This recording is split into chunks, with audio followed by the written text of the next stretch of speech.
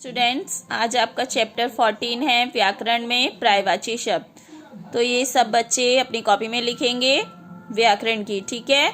और देख लीजिए, एक बार हम इसको रिपीट कर देते हैं। आप सभी बच्चे इनको लिखिएगा साफ साफ। किरण का पर्यायवाची ज्योति, रश्मि और मयूख। लक्ष्मी, रमा, कमला, इंदिरा। भगवान का परमात्मा, प्रभु और ईश्वर। बादल का जलद, जलधर और धन।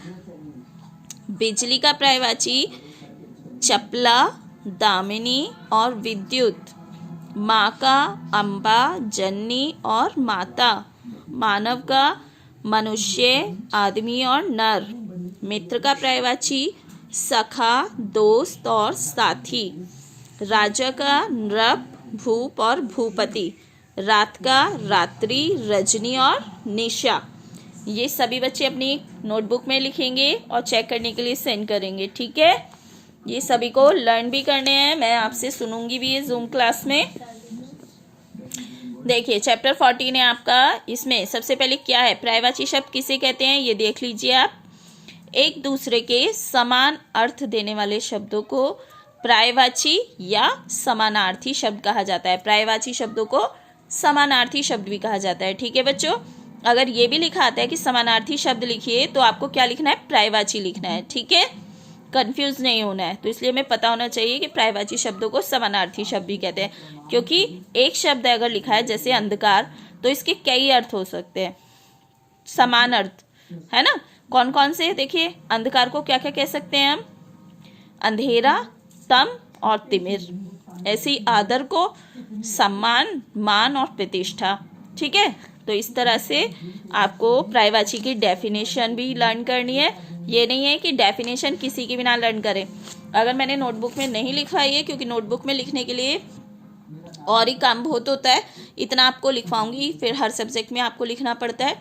इसी वजह से व्याकरण में सिर्फ आपको मेन चीज़ें लिखवा रही हूँ, जैसे पर्यायवाची, विलोम और जो भी काम करा रही हूँ, ठीक है। इसलिए डेफिनेशन वगैरह सब आपको किससे लर्न करनी है, बुक से लर्न करनी है, लेकिन करनी है।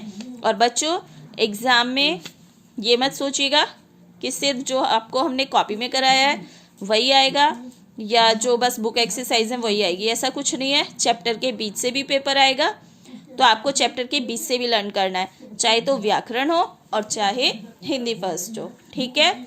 चैप्टर के बीच से जरूर आएगा, इसीलिए मैं आप सभी को बता रही हूँ कि चैप्टर जरूर पढ़े। सारे क्वेश्चंस बीच से भी आएंगे और बुक एक्सरसाइज भी आएंगी, ठीक है। देख लीजिए इस चैप्टर की बुक एक्सरसाइज। आप दिए गए शब्दों के 3-3 समानार्थी शब्द लिखो। मानव का मनुष्य, नर, आदमी। शत्रु का दुश्मन, रिपु, बैरी। निर्धन का गरीब, कंगाल और अकिंचन। चंद्रमा का राकेश, शशि और चांद। अतिथि का मेहमान, पाहुन और आगंतुक, ठीक है। नेक्स्ट एक्सरसाइज है, रंगीन छपे शब्दों के पर्यायवाची लिखकर वाक्य दोबारा लिखो। तो देखिए, हमें सुबह जल्दी उठना चाहिए। तो जो ये आपके कलर्ड शब्द लिखे हुए ना, इनका आपको पर्यायवाची लिखना है और वाक्य को दोबारा लिखना है।